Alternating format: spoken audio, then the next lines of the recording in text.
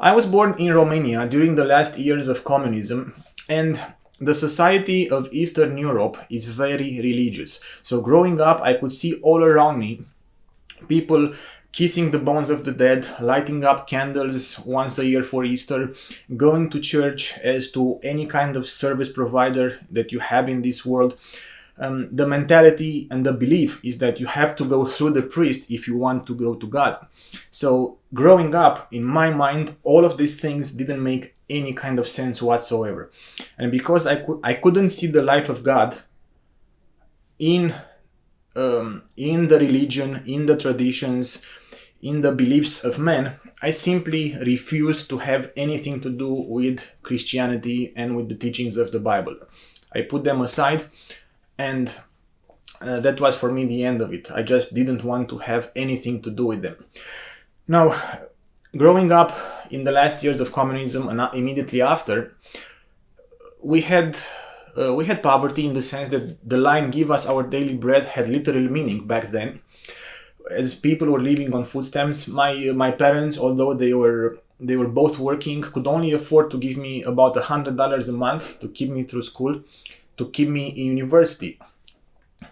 And because I couldn't do too much in those days, I spent most of my evenings after school, most of the weekends, I spent them going to bookstores and bookshops reading tens and tens of books. I couldn't afford to buy the books, but I was just reading them. Everything I could get my hands on in terms of spirituality, I would just read. So, because in my heart I kept looking for, is there a God? Is there some meaning in life? Is there any kind of purpose in this life? And because I believed all roads eventually have to go to the top of the mountain, I studied, I practiced, I researched methodically almost all spiritual traditions from around the world. So I started off from Alaska, going down to the Native Americans in the US, going all the way down through the jungles of Peru, and all the way down to the southernmost point of Argentina, studying the Indians of South America, their traditions, their cultures, their spiritual beliefs.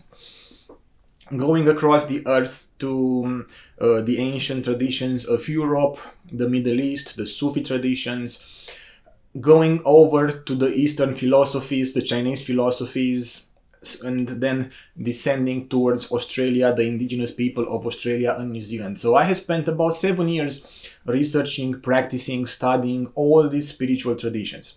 However, the more I studied, the more I could not get to the knowledge of the truth. And the more I was eating of this kind of information, the further and the hungrier I got for more. So it didn't lead me anywhere. Now, something happened in my when I was 27 years old. I entered a season of life of 3 years of profound pain and depression.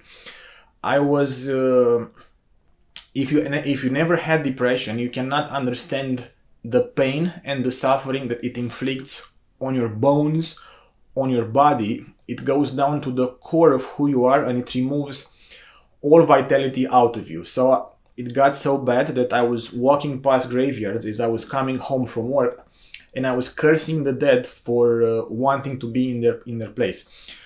I took several tests, and a psychologist said to me that I'm 4.5 out of 5, where 5 you're suicidal.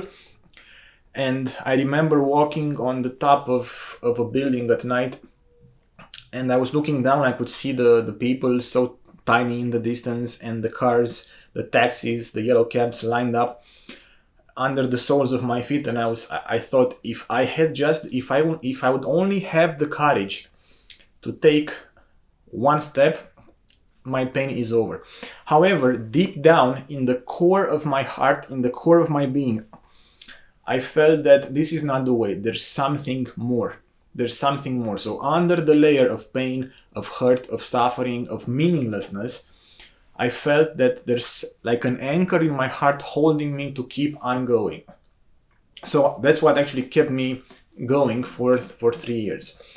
When I turned 30, basically I hit rock bottom in the sense that almost every area of my life crumbled. My relationship ended after 6 years.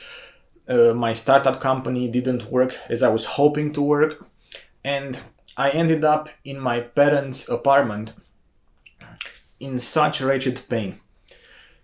Usually people can take any amount of pain on the assumption that that pain has meaning. But depression not only inflicts pain on you, but in the same time it removes the meaning out of your existence. So it's extremely difficult to bear and to put up with. So at 30 years old, one night the pain got so severe, and I remember I was in my room in my parents' house where I grew up, and I took the pillow and I cried out to God from the bottom of my being. I said, God, if you're real, I need you. I want you. I'm done.